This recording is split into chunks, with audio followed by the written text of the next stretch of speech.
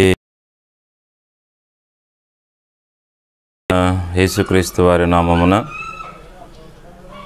Daniel YouTube channel ద్వారా వీక్షించేటువంటి క్రైస్తవ సహోదరులకు సహోదరులకు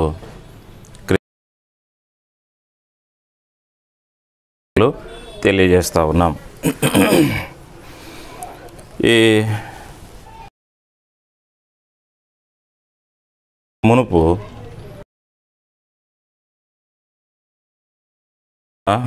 మరి క్రిస్మస్ యొక్క సందేశాన్ని మనం వింటాం, ప్రార్థన చేస్తాం. ప్రేమిలుడు మా తండ్రి, పరిశుద్ధమైన దేవ, ఈ ఉదయకాల సమయంలో మాకు అనుగ్రహించినటువంటి శ్రేష్టమైన దినాన్ని బట్టి మీకు వందనాలు. మేము నిన్ననే మరణించవలసినటువంటి వారము, ఈ దినం మాది కాదు. కేవలం నీ కృపా వాస్తవతను బట్టి, మాకిచ్చిన సజీవత్వం అంతటిని బట్టి మిమ్మల్ని స్తుతిస్తూ ఆరాధిస్తూ ఘనపరుస్తూ ఉన్నాం. ఈ ఉదయకాల సమయంలో ప్రభా, మరి ఈ డానియల్ యూట్యూబ్ ఛానల్ ద్వారా చిన్న క్రిస్మస్ సందేశాన్ని అందించడానికి మీరు ఇచ్చిన సమయాన్ని బట్టి మీకు వందనాలు. ఈ ఛానల్ ద్వారా ఎంతమంది అయితే ప్రభా మరి ప్రత్యక్ష ప్రసారాన్నిగా ఎంతమంది అయితే వింటూ ఉన్నారో, ఆ తర్వాత ఎంతమంది అయితే వినబోతూ ఉన్నారో వారందరితో మీరు మాట్లాడము ప్రభా. రక్షణ లేనటువంటి వారికి రక్షణ, రక్షించబడినటువంటి వారికి ఉజ్జీవమును, పడిపోయినటువంటి వారు తిరిగి లేవనెత్తబోట ఈ పరిచర్య మూలముగా జరుగునట్లుగా, ఈ సందేశం మూలముగా జరుగునట్లుగా ప్రార్థన చేస్తూ ఉన్నాం. ఇలాగున సమయాన్ని దీవెనకరంగా చేయము ప్రభా. మరి నా నోటికి తోడయండుము, నన్ను అభిషేకించి వాడుకునండి. మరి ఎంతోమంది చూస్తూ ఉంటారు, వారికి కావలసినటువంటి మాటలు ఎక్కడ పొరపాటు లేకుండా జ్ఞానయుక్తంగా చెప్పినట్లుగా నా నాలుక నా స్వరాన్ని మీరు ముట్టమని, నా మీద మీ రక్తాన్ని ప్రోక్షించుకుంటూ పోయేటువంటి వారితో మాట్లాడమని నిర్గమనాలకు పడిన ఆధారం చేసుకొనొచ్చు యేసు పరిశుద్ధ నామమున ప్రార్థించి వేడుకొనుచున్నాము తండ్రి, ఆమేన్. ఈ ఉదయకాల సమయంలో మరి క్రిస్మస్ గురించి మరి కొన్ని మాటలు దేవుని యొక్క వాక్యంలో చదువుకొని తర్వాత వాక్య ధ్యానంలోనికి వెళ్తాం. యెషయా గ్రంథము 9వ అధ్యాయము, యెషయా గ్రంథము 9వ అధ్యాయము 6వ వచనాన్ని మరి చదువుతాము, మీరు గమనించండి. ఒకవేళ మీరు దేవుని యొక్క వాక్యాన్ని బైబిల్ని కలిగి ఉంటే మాతో పాటు అనుసరించి చదవలసిందిగా మనవి చేస్తూ ఉన్నాం. 9వ అధ్యాయం 6వ వచనం. ఏలైనగా మనకు శిశువు పుట్టెను, మనకు కుమారుడు అనుగ్రహింపబడెను, ఆయన భుజం మీద రాజ్యభారం ఉండును. ఆశ్చర్యకరుడు, ఆలోచనకర్త, బలవంతుడైన దేవుడు, నిత్యుడగు తండ్రి, సమాధానకర్తయగు అధిపతి అని అతనికి పేరు పెట్టబడును. ఇంకొక మాట చదువుతాము, లూకా సువార్త 2వ అధ్యాయము, లూకా సువార్త 2వ అధ్యాయము 10-11 వచనాలు చదువుతాము, గమనించండి. లూకా సువార్త 2వ అధ్యాయము 10-11 వచనాలు చదువుతాం. అయితే ఆ దూత, భయపడకుడి, ఇదిగో ప్రజలందరికీ కలగబోవు మహా సంతోషకరమైన సువర్తమానము నేను మీకు తెలియజేయుచున్నాను. దావీదు పట్టణమందు నేడు రక్షకుడు మీ కొరకు పుట్టి ఉన్నాడు, ఈయన ప్రభు అయిన క్రీస్తు. చదువుకున్న 2 లేఖన భాగములను దేవుడు దీవించి మనతో మాట్లాడునుగా చిన్న ప్రార్థన చేస్తాం. ప్రేమల మా తండ్రి, పరిశుద్ధమైన దేవ, చదువుకున్నటువంటి లేఖన భాగాలన్నిటి మీద మీ దృష్టి ఉంచుము. మీరు ఎందుకు ఈ లోకానికి వచ్చినారో తెలియజేయబోయేటువంటి సందేశము ఎంత దీవెనకరంగా ఆశీర్వాదకరంగా చేయము, ఆధ్యాత్మ జీవితాలకు మేలుకరంగా ఉంచుము. అలాగే నన్ను మరుగుపరిచి వాడుకొనండి, నీ మహిమను దొంగిలించి వాడిని కాకుండా జాగ్రత్త పరచుము. నీ అధికారం కిందికి, ఆధిపత్యం కిందికి నేను తీసుకొని వస్తూ ఉన్నాను. ఈ మొబైల్ను ప్రభు మరి ఈ మైక్ కేబుల్ మీ స్వాధీనంలో ఉంచుకోనండి, ఎటువంటి ఆటంకం లేకుండా మరి నిరాటంకముగా మరి మాటలన్నీ వెల్లడి చేయబడినట్లుగా సహాయం చేయము ప్రభా. కృప చూపించమని చదువుకున్న లేఖన భాగంలో మీ చేతిలో పెట్టుకుంటూ విరిచి వడ్డించుము. నా మటుకు నేను చేతకాని వాడును, నా నిస్సాయమైన స్థితిని మీకు తెలియజేసుకుంటూ మీరు ఏదైనా అందిస్తే తప్ప నేను ఏమాత్రం యేసు పరిశుద్ధ నామమున ప్రార్థించి వేడుచున్నాము తండ్రి, ఆమేన్. ఈ క్రిస్మస్ సందేశము దైవజనులైనటువంటి వారు, మరి అలాగన దైవ సేవకులైనటువంటి వారు మరి ఎంతగానో వివరిస్తూ ఉన్నారు. అంత మాత్రమే కాదు, మరి యావత్తు సార్వత్రిక సంఘములన్నిటికీ కూడా మరి దేవుని యొక్క వాక్యాన్ని క్రిస్మస్ సందర్భంగా అందిస్తూ ఉన్నారు. ప్రపంచంలో ఉన్న నలుమూలల ఉన్న దైవ సేవకులందరూ కూడా. అయితే ఆయన యొక్క జన్మము అంత అద్భుతమైనటువంటిది. అది అలాగన వర్ణిస్తూ ఉన్నప్పటికీ మరి తనివి తీరనటువంటిది, వర్ణించేదానికి నాలుక చాలనటువంటిది, అంత అమూల్యమైనటువంటిది, అంత శ్రేష్టమైనటువంటిది. లోకంలో ఏ మనిషి యొక్క జన్మను అంతగా వివరించడానికి, మరి ఇంతగా వివరించడానికి అంత ప్రత్యేకత అనేది ఉండదు. ఒక యేసుక్రీస్తు ప్రభువారి యొక్క జన్మలో అంత ప్రత్యేకత ఉంది. కారణం ఏంటంటే ఆయన మానవాళ్ళందరి కొరకు ఈ లోకానికి వచ్చినాడు కాబట్టి మానవాళ్ళందరూ కూడా ఆయన యొక్క జన్మమును మరి వివరించవలసిందిగా లేక ఆరాధించవలసిందిగా అలాగనే దేవుని యొక్క వాక్యం బోధిస్తూ ఉంది. సరే, చదువుకున్నటువంటి ఈ రెండు లేఖన భాగంలో తెలియజేసేటువంటి మాటలు ఏంటి అని అంటే, ఒకవేళ నూతనంగా నువ్వు వింటూ ఉండొచ్చు, లేక దేవుని ఎరిగినటువంటి వారైనా మరి మీరు వింటూ ఉండొచ్చు. అయితే విమర్శనాత్మకంగా నేను చెప్పడం లేదు, కానీ అర్థం చేసుకోవడానికి కొరకై బైబిల్లో రాయబడినటువంటి మాటలను మేము మీకు తెలియజేస్తూ ఉన్నాం. అవి వినవలసిందిగా మీకు మేము ప్రేమపూర్వకంగా మనవి చేస్తూ ఉన్నాం. వివాదాలు కలిగించాలని కానీ, లేక భేదాభిప్రాయాలు కలిగించాలని కానీ అలాంటి ఉద్దేశంతో చెప్పడం లేదు. కేవలం దేవుని యొక్క ప్రేమను, యేసుక్రీస్తు ప్రభువారి యొక్క జన్మమును, ఆయన ఎందుకు ఈ లోకానికి వచ్చినాడో వాటిని మాత్రమే మేము మీకు రాయబడింది. ఏలైనగా మనకు శిశువు పుట్టెను, మనకు కుమారుడు అనుగ్రహింపబడెను అని రాయబడుతూ ఉంది. మనకు శిశువు పుట్టెను, రెండవ లైన్లో మనకు కుమారుడు అనుగ్రహింపబడెను, మన కొరకు లేక మనకు అనుగ్రహింపబడ్డాడు.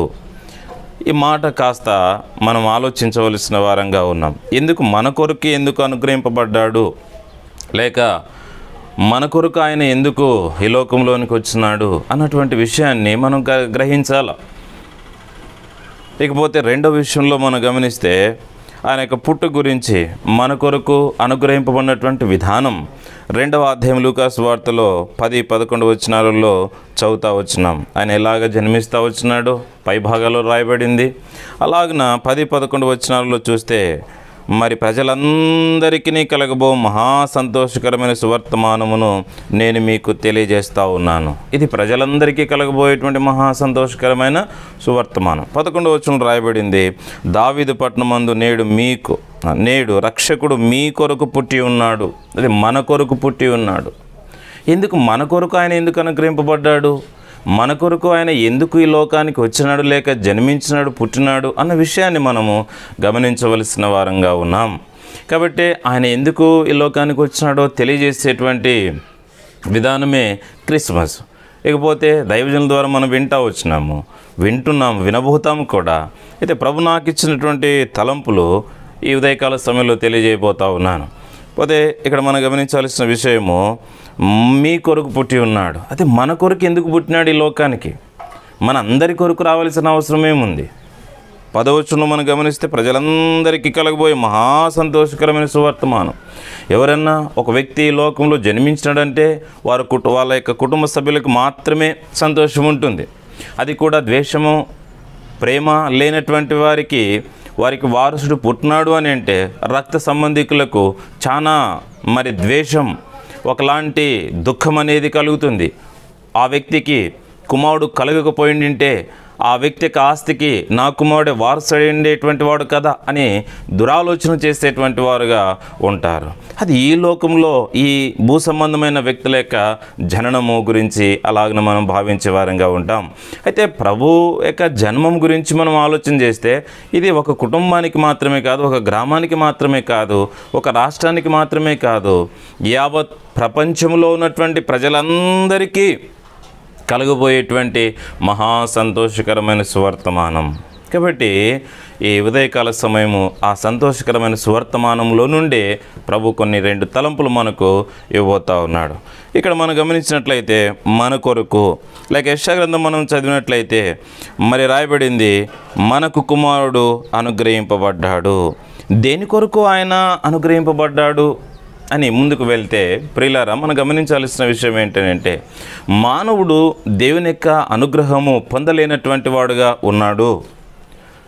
సర్వసాధారణంగా మనం ఆలోచన చేస్తే ఎంతోమంది సాధువులుగా ఉన్నటువంటి వారైతేనేమి, వారి యొక్క జీవిత దినాలలో కుటుంబాన్ని, భార్యను, పిల్లలను వదిలేసి ఏక ధ్యానాన్ని కలిగినటువంటి వారై ఎక్కడో దూరంగా మరి ఎవరు మానవులు సంచరించినటువంటి విధానంలో ఆ ఏకాకిగా తాను ఆ వ్యక్తి ఒకవేళ తపస్సు చేస్తూ ఉంటాడు. అయ్యా, దేని కొరకు నువ్వు అంతగా తపస్సు చేస్తూ ఉన్నావు అని అంటే, నేను దేవుని యొక్క అనుగ్రహము పొందేదాని కొరకు. మానవుడు దేవుని యొక్క అనుగ్రహము పొందలేనటువంటి వాడుగా ఉన్నాడనేది మనమే తెలియజేస్తూ ఉన్నాము. మన జీవితము చవి చూస్తూ ఉంటే అర్థమవుతూ ఉంది. అంత మాత్రమేనంటే మరి ఎలాగ దేవుని యొక్క అనుగ్రహాన్ని పొందగలుగుతాం? మన ప్రియులారా, మన యొక్క ఆ కార్యముల ద్వారా, మన యొక్క ప్రయాసల ద్వారా, మన యొక్క జీవితంలో ఏ పుణ్యకార్యాలు జరిగించడం ద్వారా దేవుని యొక్క అనుగ్రహం ఏమాత్రం కూడా మనం పొందలేం. ఈ సంగతి మనకు తెలియజేస్తూ ఉంది దేవుని యొక్క వాక్యం. లేక ఆయన యొక్క క్రిస్మస్ అనేటువంటి ఆయన యొక్క జన్మదినము మనకి సంగతిని వెల్లడి చేస్తూ ఉంది. నిజమే, మానవుడు దేవుని యొక్క అనుగ్రహము ఏ విధము చేత కూడా పొందలేడు, కలిగించుకోలేడు. అది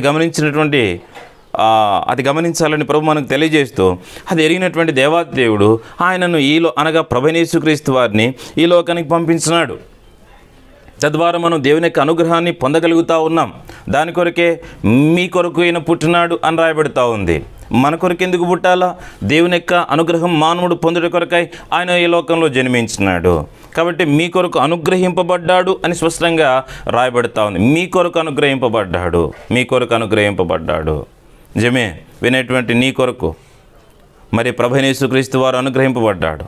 మరి ఈ అనుగ్రహము మానవుడు పొందుట ద్వారా ఏమేమి లాభాలు ఉన్నాయి, లేక ఏమేమి ఆశీర్వాదాలు ఉన్నాయి, ఆ అనుగ్రహంలో ఏమేమి ఉన్నాయి అన్నటువంటి మాటలోనికి మనం వెళ్తే ప్రియులారా, ఆ అనుగ్రహము మానవుడు పొందుట ద్వారా ఏం జరుగుతూ ఉంది?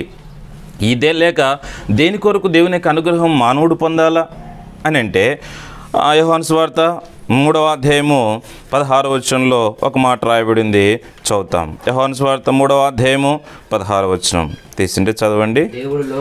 దేవుడు లోకమును ఎంతో ప్రేమించెను, కాగా ఆయన తన అద్వితీయ కుమారునిగా పుట్టిన వానియందు విశ్వాసముంచు ప్రతివాడును నశింపక నిత్య జీవం పొందినట్లు ఆయనను అనుగ్రహించెను.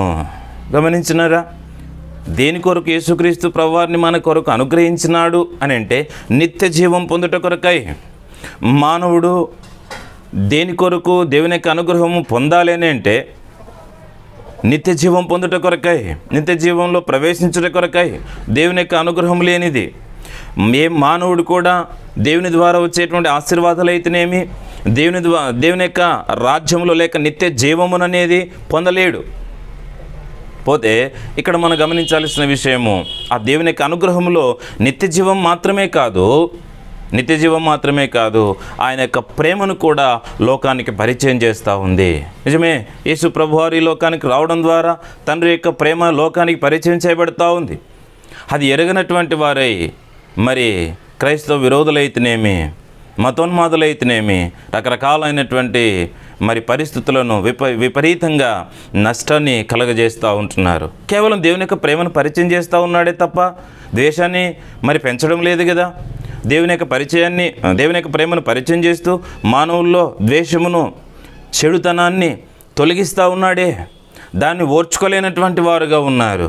సరే, అది ఆ విషయాన్ని పక్కన పెడితే, ఒకటి దేవుని యొక్క ప్రేమను పరిచయం చేయడము, రెండవది ఆ మాట కింద రాయబడింది, మరి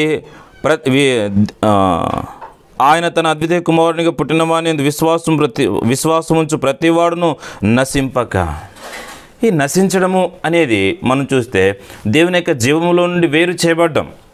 దేవుని యొక్క జీవములో నుండి వేరు చేయబడ్డాం.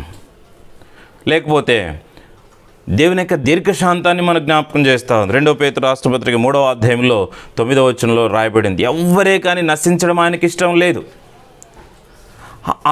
ఆ కారణాన్ని బట్టి ఎంత ద్వేషిస్తూ ఉన్నా ఆయన ప్రేమిస్తూనే ఉన్నాడు, ప్రేమను పరిచయం చేస్తూనే ఉన్నాడు.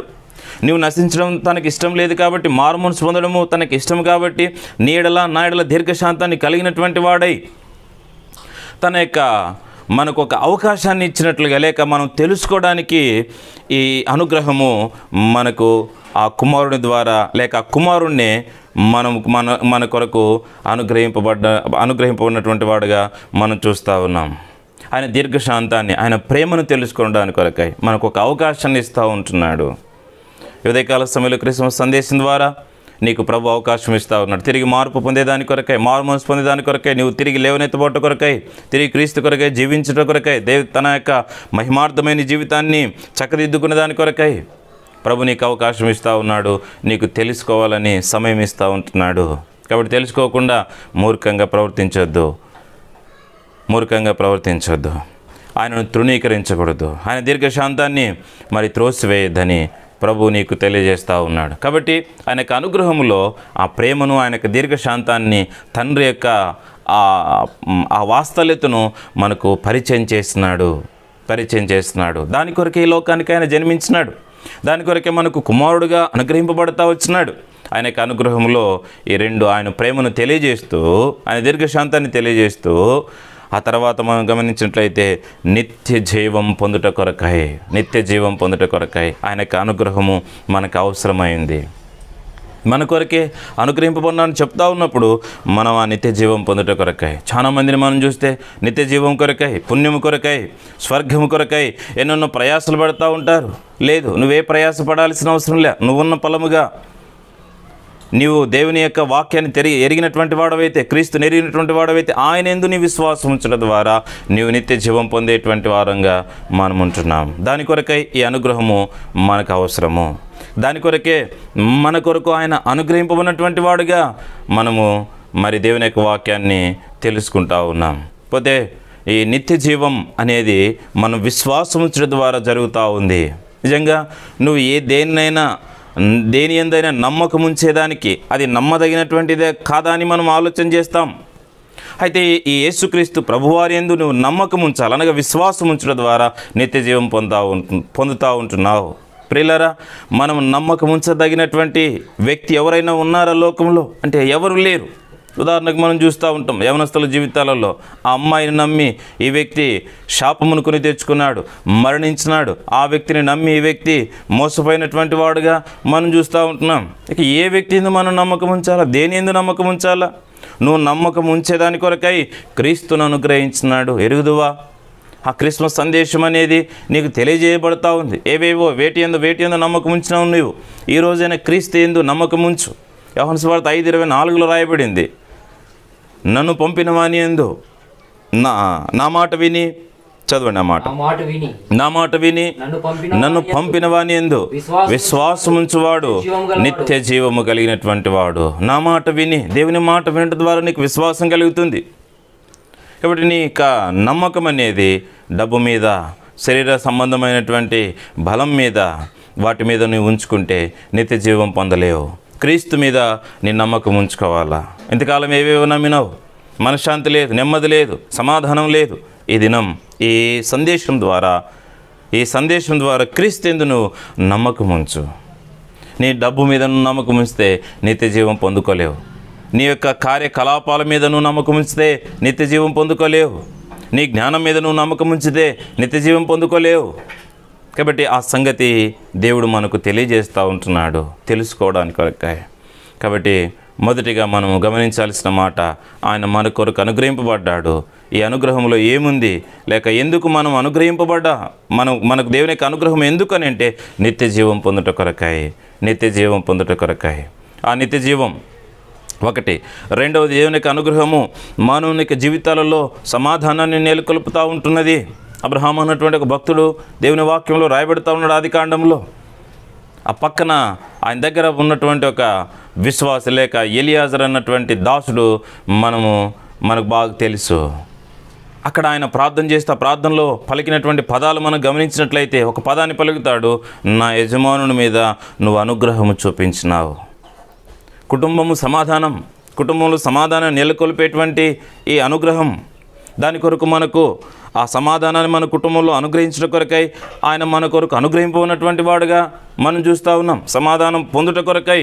కాబట్టే ఎలైనగా మనకు శిశువు పుట్టెను, మనకు కుమారుడు అనుగ్రహింపబడిను, ఆయన సమాధానకర్త. నీ జీవితంలో సమాధానం లేకుండా ఉండకపోవడానికి గల కారణం ఆలోచించు ప్రేమైనటువంటి సహోదరుడా సహోదరి, మన కొరకు ఆయన అనుగ్రహింపబడ్డాడు.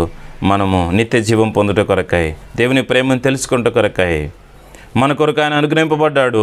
మన జీవితాలలో సమాధానం పొందుట కొరకై, సమాధానంతో సాగిపోవట కొరకై, నిమ్మలం అనేది మన జీవితంలోనికి తీసుకొని రావడానికి కొరకై, వాటిని పొందుకొనుట కొరకై ఆయన మన కొరకు అనుగ్రహింపబడినటువంటి వాడుగా దేవుని వాక్యం సెలవిస్తూ ఉంది. ఇకపోతే రెండవ తలంపులోనికి వెళ్దాం. రెండవ తలం దేని కొరకు ఆయన అనుగ్రహింపబడ్డాడు అని అంటే, ఇదే లూకా సువార్త 1వ అధ్యాయం, లూకా సువార్త 1వ అధ్యాయము మరి 76 నుండి కలిసి ఉంటాయి, అవి చదువుతాం. 76 నుండి 79 కలిసి ఉంటాయి, చదువుకుంటాం. మరియు ఓ శిశువా, నీవు సర్వోన్నతుని ప్రవక్త అనబడదువు. మన దేవుని మహావాస్తవమును బట్టి వారి పాపములను క్షమించటం వలన తన ప్రజలకు రక్షణ జ్ఞానమును ఆయన అనుగ్రహించినట్లు ఆయన మార్గములను సిద్ధపరచుటకై నీవు ప్రభునకు ముందుగా నడుతువు. మన పాదములను సమాధాన మార్గంలోనికి నడిపించినట్లు చీకటిలోను మరణ ఛాయల్లోను కూర్చుండి వారికి వెలిగించుటకై ఆ మహావాస్తవమును బట్టి పైనుండి ఆయన మనకు అరుణోదయ దర్శనమును అనుగ్రహించెను. రెండవది మనం చూడగలిగితే అరుణోదయ దర్శనాన్ని అనుగ్రహించినాడు.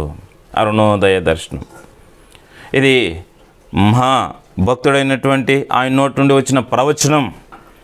ఆ పైనుండి అరుణోదయ దర్శనం అనుగ్రహించిన అన్నటువంటి ప్రవచనం నెరవేరింది యేసుక్రీస్తు ప్రభు ఈ లోకానికి రావడం ద్వారా, లేక ఆయన జన్మించడం ద్వారా. ఏంటి అరుణోదయ దర్శనం అంటే? ఉదయకాలం యొక్క కాంతిని మనం చూడొచ్చు, మనకు అర్థమవుతూ ఉంది.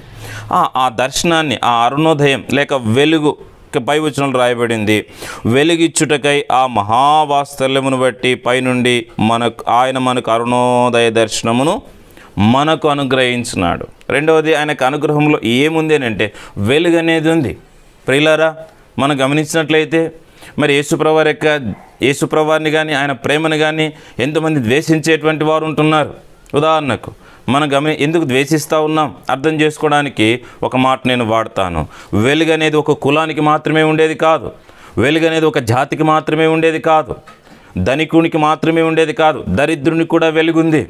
పగులు ఒక పెద్ద జ్యోతి కనబడుతూ ఉంది, రాత్రులు అయ్యేసరికి వారి కుటుంబ స్తోమతను బట్టి చిన్న దీపము పెద్ద దీపము పెట్టుకునేటువంటి వారుగా ఉన్నారు. ప్రతి ఇంట్లో వెలుగుందే అనగా ప్రతి ఇంటికి వెలుగు అవసరమే. ధనికుణ్ణి నాకు వెలుగు అవసరం లేదని అనుకుంటున్నావా? దరిద్రుడని నాకు వెలుగు అవసరం లేదని అనుకుంటున్నావా?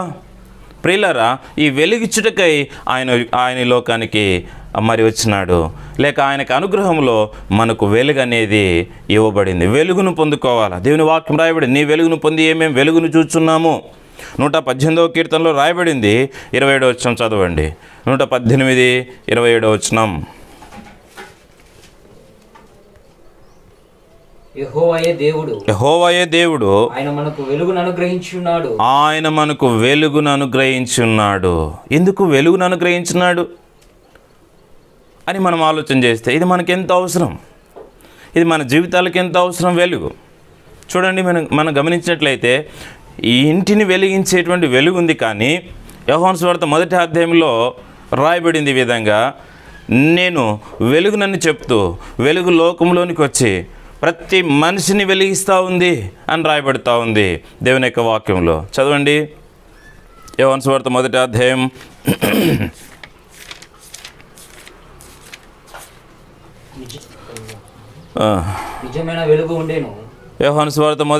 9వ వచనం. నిజమైన వెలుగు ఉండెను, అది లోకంలోనికి వచ్చుచు ప్రతి మనిషిని వెలిగించుచున్నది.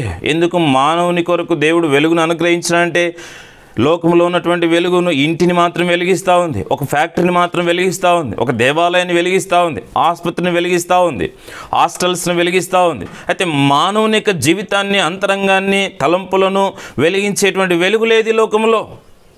దాని కొరకు మానవుని యొక్క జీవితాన్ని వెలిగించుట కొరకై ఆయన వెలుగును మనకు అరుణోదయ దర్శనముగా అనుగ్రహించినాడు. ఎరుగుదువా? నీ జీవితాన్ని వెలిగిస్తూ ఉన్నాడే తప్ప నీ జీవితంలో చిచ్చు ఏం పెట్టలేదుగా. యేసుప్రభువారంటే అంత ఎందుకు ద్వేషం? వింటా ఉన్నటువంటి క్రైస్తవ సోదరి సహోదరుడా, ఉదయకాల సమయంలో ఆ వెలుగును మన కొరకు ఆయన అనుగ్రహించినాడు. కాబట్టి ఈ వెలుగు ఇంటిని వెలిగించే వెలుగు ఉంది, కానీ లోకాన్ని వెలిగించే వెలుగు ఉంది, కానీ ప్రేమైనటువంటి సోదరుడా సోదరి, మానవుని యొక్క జీవితాన్ని, అంతరంగాన్ని వెలిగించేటువంటి వెలుగు అనేది ఈ లోకంలో లేదు. నిజంగా మానవులు వెలుగు లేకుండా ఉన్నారా? వారి ఆ అంతరంగము వెలిగింపబడినటువంటి విధానంలో ఉందా అని మనం ఆలోచన చేస్తే అది వాస్తవం. యెషయా గ్రంథం 9వ అధ్యాయం 2వ వచనం చదవండి. చీకటిలో నడుచు జనులు గొప్ప వెలుగును చూచుచున్నారు. మరణ ఛాయలు గల దేశవాసుల మీద వెలుగు ప్రకాశించును. నిజంగా ప్రతి మానవుడు కూడా వెలుగు లేనటువంటి వారుగా ఉన్నారు. వెలుగు చూడలేనటువంటి వారు కనుక చీకటి కలిగినటువంటిదిగా మనం చూస్తూ ఉన్నాం.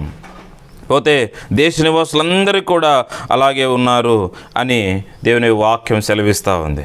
దాని గుర్తుగా యెషయా 59వ అధ్యాయం 9-10 వచనాలు చదవండి. యెషయా గ్రంథం 59 9-10 వచనాలు.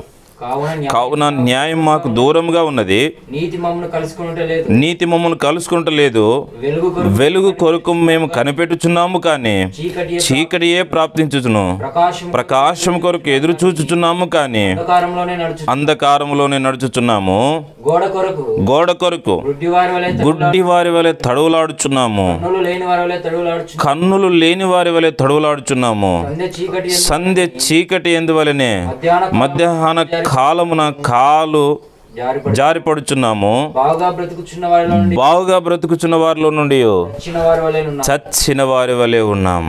మేము వెలుగు కనిపెట్టుకుంటున్నాం. దేవుని వాక్యం సెలవిస్తూ ఉంది. ప్రజలంటా ఉన్నారు, నిజంగా మేము వెలుగు కొరకు అంటే మమ్మల్ని వెలిగించేటువంటి వెలుగు లేదు, దాని కొరకు మేము కనిపెట్టుకొని చుంటున్నాం, కానీ అది మాకు కనిపించకుండా ఉంది. మాకు చీకటి ప్రాప్తిస్తూ ఉంది. మేము ప్రకాశం కొరకు ఎదురు చూస్తూ ఉన్నాం, కానీ అంధకారంలోనే మేము నడుస్తూ ఉన్నాం. నిన్ను వెలిగించేటువంటి వెలుగు లేకనే, నీ అంతరంగాన్ని వెలిగించే వెలుగు లేకనే ఎలాగ నడుస్తూ ఉన్నామో తెలియదు. ఒక గోడ కొరకు గుడ్డి వ్యక్తి ఎలాగ తడువులాడుతాడో దాన్ని ఆధారం చేసుకుని నడవగలుగుతాడు, దాన్ని ఆధారం చేసుకుని ప్రవర్తించగలుగుతాడు. తనకు తాను హాని చేసుకోలేడు. తనకు ఒక మార్గాన్ని, ఒక దారిని సూచించేటువంటి దానికి ఎంపిక చేసుకుంటాడు ఒక గుడ్డి వ్యక్తి. అలాగ మేము ఉంటున్నాం. అలాగన ఈ వెలుగు, నిన్ను వెలిగించేటువంటి వెలుగు నీ జీవితానికి ఆధారం. ప్రియులారా గమనించండి, నీ జీవితానికి ఆధారం ఇది. కింద చూస్తే మేము సంధ్య చీకటి ఎందువలనే మధ్యాహ్న కాలమున కాలు జారి పడిపోతూ ఉన్నావు. ఎంతోమంది పడిపోయినారు. నీవు కూడా వారిలో ఒక్కడుగా ఉన్నావు. ఇప్పుడు ఈ వెలుగు నీకు అనుగ్రహింపబడింది. నువ్వు లేవనెత్తబడ్డ కొరకై, తిరిగి వెలుగునొద్దకు రావడానికి కొరకై, ఆయన యొక్క వెలుగు నిన్ను వెలిగించడం కొరకై ప్రేమైనటువంటి సోదరుడా సోదరి ఈ ఉదయకాల సమయంలో నీతో మాట్లాడుతూ ఉంది. లోకాన్ని, ఇంటిని, ధనికుల ఇండ్లు వెలిగే వెలుగు విధానం వేరు, దరిద్రుని ఇండ్లు వెలుగే విధానం వేరు. అయితే ఈ మానవులందరిలో వెలిగించేటువంటి వెలుగు అనేది లేదు ఈ లోకంలో. ఒక క్రీస్తు ప్రభు తప్ప, ప్రభు అయిన యేసుక్రీస్తు వారు తప్ప ఎవరు మానవుని వెలిగించలేరు. ఈ వెలుగెంతో నీ జీవితానికి అవసరం. ప్రజలు వెలుగు లేనటువంటి వారు చూడాలనుకుంటున్నారు. ఇది మనము ఆయన ద్వారా వెలుగును చూస్తూ ఉన్నాం, అనగా మనల్ని వెలిగించేటువంటి వెలుగును. యోబు గ్రంథంలో రాయబడింది 18:6 వచనంలో, గుడారం వెలిగింపబడాలా, అనగా నీ యొక్క ఆత్మీయ జీవితం వెలిగించబడాలా. ప్రేమేంటువంటి సోదరా సోదరి ఆ మాటలు ఎంతో స్పష్టంగా రాయబడతా ఉన్నాయి. అనగా చీకటి కలిగి ఉండడం ద్వారా భక్తిహీనత అనేది కనబడతా ఉంది. ఏది నేను పూజించాలనేది నీ జీవితంలో ఎరుకలోనికి రాలేకపోతా ఉన్నావు. ఎందుకంటే నిన్ను వెలిగించే వెలుగు లేని కారణాన్ని బట్టి ఈ ఉదయకాల సమయంలో క్రిస్మస్ ద్వారా నేను వెలిగించే వెలుగు నీ యొద్దకు వస్తూ ఉంది. కాబట్టి నీ జీవితం మార్చబడతా ఉంది. భక్తి కలిగినటువంటి వాడవుగా, ప్రేమేంటువంటి సోదరా సోదరి రక్షణ కలిగినటువంటి వారుగా నీవు ఉండగలుగుతావు. దాని కొరకై ఆ వెలుగు మన కొరకు ఇవ్వబడింది లేక అనుగ్రహింపబడింది అని మనం చూస్తూ ఉంటున్నాం. అది యోబు గ్రంథం 22:28 వచనం చదవండి. యోబు గ్రంథము 22వ అధ్యాయం 28వ వచనం. మరియు నీవు దేనినైనా యోచన చేయగా అది నీకు స్థిరపరచబడును, నీ మార్గముల మీద వెలుగు ప్రకాశించును. చూసినారా ప్రేమేంటువంటి సోదరా సోదరి, ఈ వెలుగు నీ మార్గముల మీద ప్రకాశించాలా. అప్పుడు నువ్వు ఎక్కడికి వెళ్తా ఉన్నావో, ఏం పనులు చేస్తూ ఉన్నావో అర్థమవుతుంది. ఇది నాన్న ఆ వెలిగించేటువంటి మానవుని యొక్క జీవితాన్ని వెలిగించే వెలుగు లేక, ఆ మార్గాన్ని వెలిగించే వెలుగు లేక మానవుడు ఎక్కడికి వెళ్తూ ఉన్నాడో తెలియకుండా వెళ్తూ ఉన్నాడు. ఏం చేస్తూ ఉన్నాడో తెలియకుండా చేస్తూ అన్ని చీకటితో కూడినటువంటి పనులే చేస్తూ ఉంటున్నాడు ప్రేమేంటువంటి సోదరా సోదరి. కాబట్టి ఈ వెలుగు ఎంతో మనకు అవసరం. ఆ వెలుగే దేవుని యొక్క వాక్యం. ఆ వాక్యమే యేసుక్రీస్తు ప్రభువారని దేవుని యొక్క వాక్యం సెలవిస్తూ ఉంది. పోతే ఆఖరిగా ఎఫ్ఎస్సీలకు రాసిన పత్రిక 5వ అధ్యాయం 9వ వచనం. ఎఫ్ఎస్సీ 5వ అధ్యాయం 9వ వచనం.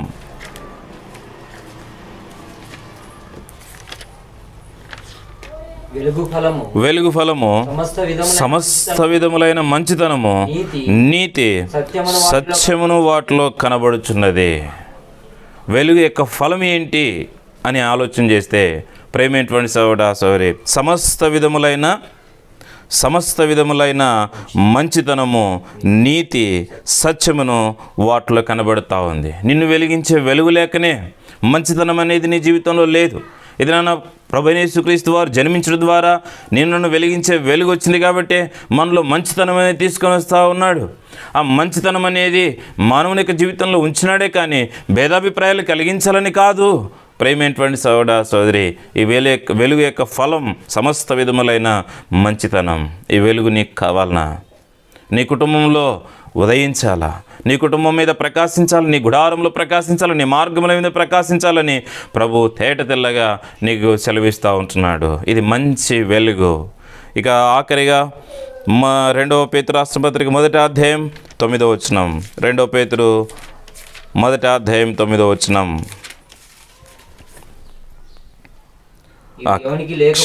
క్షమించండి 19వ వచనం. మరియు ఇంతకంటే స్థిరమైన ప్రవచన వాక్యం అనుకున్నది, తెల్లవారి వేకు చుక్క మీ హృదయములలో ఉదయించు వరకు ఆ వాక్యము చీకటి గల చోటున వెలుగుచ్చు దీపమైనట్టు ఉన్నది. దాని యందు మీరు లక్ష్యం ఉంచిన ఎడల మీకు మేలు. ఈ వెలుగు ఎందు చివరిగా చెప్పే మాట ఏంటంటే, నీవు లక్ష్యం ఉంచిన ఎడల నీకు మేలు. మేలుకరమైనటువంటి వెలుగు, మంచిదైన వెలుగు, నీ గుడారం మీద, నీ మార్గముల మీద ప్రకాశించేటువంటి వెలుగు. ఈ వెలుగెందు నీవు విశ్వాసం ఉంచు. దాని కొరకు యేసు ప్రభువు లోకానికి వచ్చినాడు. ఎందుకు ఈ లోకానికి వచ్చినాడు? క్రిస్మస్ యొక్క సందేశంలో మన కొరకు ఆయన అనుగ్రహింపబడ్డాడు. ఆయన యొక్క అనుగ్రహంలో ఒక నిత్య జీవం ఉంది. దేవుని యొక్క ప్రేమ వెల్లడి చేయబడతా ఉంది. తెలుసుకో. తెలిసినటువంటి నీవు, వినేటువంటి నీవు హృదయపూర్వకంగా నీవు నీ పాపాన్ని ఒప్పుకొని ఉదయకాల సమయంలో ఆ అనుగ్రహింపబడినటువంటి క్రీస్తు వారి మీద నీవు నమ్మకం ఉంచు ఈ రోజు నుండి. రెండవది, ఆయన మన కొరకు ఎందుకు అనుగ్రహింపబడ్డాడు? ఆయనకు అనుగ్రహంలో ఏముంది అని అంటే వెలుగు అనేది ఉంది. ఈ వెలుగు మానవుని జీవితానికి ఎంత అవసరం. ఈ వెలుగు నీ జీవితాన్ని వెలిగించేటువంటిది. నీ యొక్క పనులను, నీ ఉద్యోగాలు, నీ పిల్లలను, నీ భవిష్యత్తును వెలిగించేటువంటిది. ఉదయకాల సమయంలో ప్రభు నీకు తెలియజేస్తూ ఉన్నాడు, మన ఇంటిని, మన యొక్క గ్రామాన్ని వెలిగించి వెలుతురుంది, కానీ మానవుని యొక్క అంతరంగమును, హృదయమును, తలంపులను వెలిగించేటువంటి వెలుగు లేదు. అది క్రీస్తు ప్రభు తప్ప ఇంకొక వెలుగే లేదు. కాబట్టి ఉదయకాల సమయంలో మరి ప్రభువైన యేసుక్రీస్తు వారి యందు నీ విశ్వాసం ఉంచవలసిందిగా మనవి చేస్తూ ఉన్నాం. ప్రభువైన యేసుక్రీస్తు వారి యందు విశ్వాసం ఉంచుము, అప్పుడు నీవును నీ ఇంటి వారును ఆత్మరక్షణ, పాపక్షమాపణ పొందుదురుగాక. దేవుడు తన మాటలను దీవించునుగాక. ఆఖరిగా మరి చిన్న మాట చెప్తా ఉన్నాం. నువ్వెక్కడున్నా, ఏ స్థలంలో ఉన్నా, నీ కొరకు ప్రభు జన్మించినాడు. నీ కొరకు, మన కొరకు ఆయన అనుగ్రహింపబడ్డాడు. నీకు నిత్య జీవం ఇవ్వట కొరకై, నీకు వెలుగుని ఇవ్వట కొరకై అనుగ్రహింపబడ్డాడు. నిత్య జీవం ద్వారా నీవు దేని యందు నమ్మకం ఉంచాలో నీకు తెలియజేస్తూ వచ్చినాడు. వెలుగు ద్వారా నీకు కొన్ని మాటలు తెలియజేస్తూ వచ్చినాడు. నాకు కాదని అనుకోవద్దు, నేను సొంతంగా నిత్య జీవం సంపాదించుకుంటానులేని అనుకోవద్దు. యేసు ప్రభు ద్వారా తప్ప ఎవరు పరలోక రాజ్యంలో ప్రవేశించలేరు. యేసు ప్రభు తప్ప నిన్ను వెలిగించేది ఇంకెవ్వరు, ఏ వెలుతురు, ఏ లైటు, ఏ పవర్ ఇంతవరకు పుట్టలేదు, పుట్టబోదు కూడా. గుర్తుపెట్టుకో. ప్రభువైన యేసుక్రీస్తు వారియందు నీ విశ్వాసం ఉంచు. మీకందరికీ ప్రైజ్ ది లార్డ్. ప్రార్థన చేస్తాం.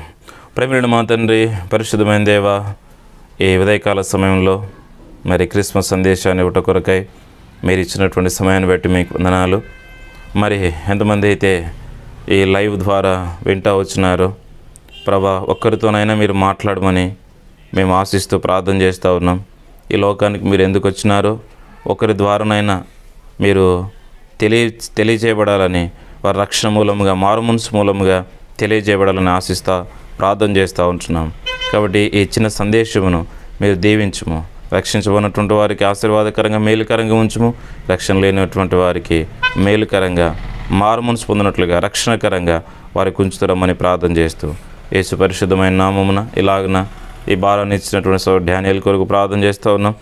ఇలాగున ఈ ఛానల్ ద్వారా మీ యొక్క వాక్యం నిత్యము ప్రసారం చేయబడుతూ ఉంటుండగా ఒక ఆత్మనైనా మేము రక్షించుకున్నట్లుగా మాకు సహాయం చేయమని, ఇలాగ ఈ ఛానల్ను మీరు మేలుకే జ్ఞాపకం చేసుకోమని, ఏమైనా బిడ్డను మీరు దర్శించి బలపరచమని యేసు పరిశుద్ధమైన నామమున ప్రార్థించి వేడుకొనుచున్నాము తండ్రి.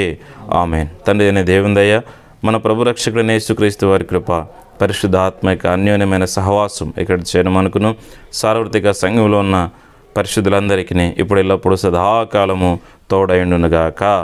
ఆమేన్. Praise the lord.